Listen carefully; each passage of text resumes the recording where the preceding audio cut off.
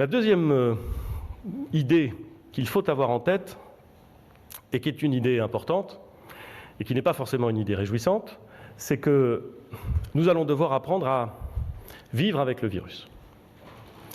Non pas que nous l'acceptions, non pas que nous ayons baissé les bras face à l'épidémie, au contraire, mais parce que nous constatons que la population n'est pas immunisée. Le sera-t-elle un jour ? Cela dépendra de ce qu'a dit Madame le professeur, de ce que la science saura déterminer, c'est-à-dire des caractéristiques de la maladie. Mais quoi qu'il en soit, aujourd'hui, la population n'est pas immunisée. La circulation du virus a été suffisamment restreinte pour qu'un nombre trop limité de personnes aient été en contact avec le virus. Et donc, la population n'est pas immunisée. On considère que les modèles qui sont en train d'être travaillés évaluent entre 2 à 6 millions le nombre de nos concitoyens qui sont entrés en contact avec le virus. On est très loin de ce qu'on appelle parfois l'immunité de masse ou l'immunité populationnelle. La population n'est pas immunisée. Nous n'aurons pas de vaccin rapidement. En tout cas, rien à un horizon raisonnable avant 2021 et peut-être un peu plus loin.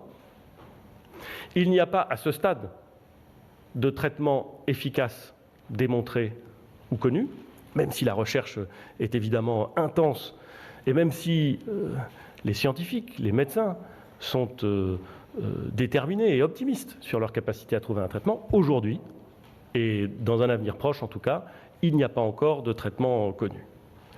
Cela nous laisse un instrument, la prévention, qui va être déterminante dans la façon dont nous allons procéder au déconfinement, dans la façon dont nous allons vivre après le confinement, vivre avec le virus. Cette prévention, cette façon de lutter contre la circulation du virus va reposer sur 3 éléments essentiels.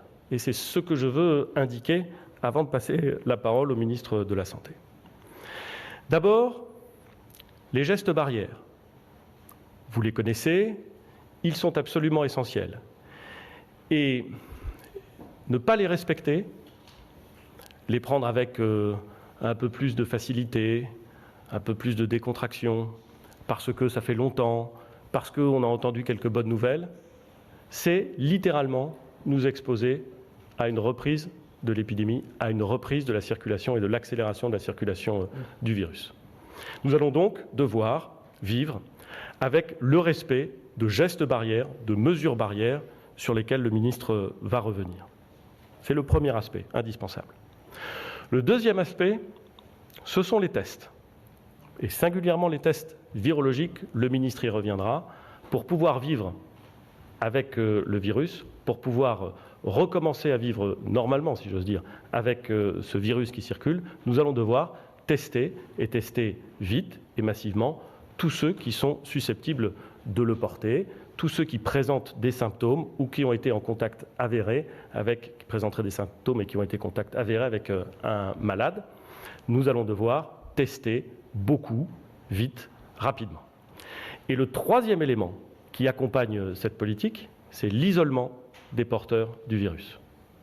Si nous ne mettons pas en œuvre ces 3 axes, alors nous avons une politique incomplète. Les seuls gestes barrières ne suffisent pas. Et nous connaissons des pays, pourtant très bien organisés, dans lesquels les gestes barrières sont observés avec une rigueur et un civisme qui font parfois envie.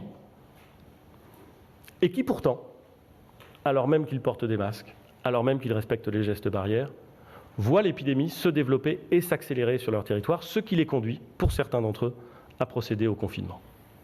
Les gestes barrières, les tests rapides et l'isolement de ceux qui sont regardés comme porteurs du virus.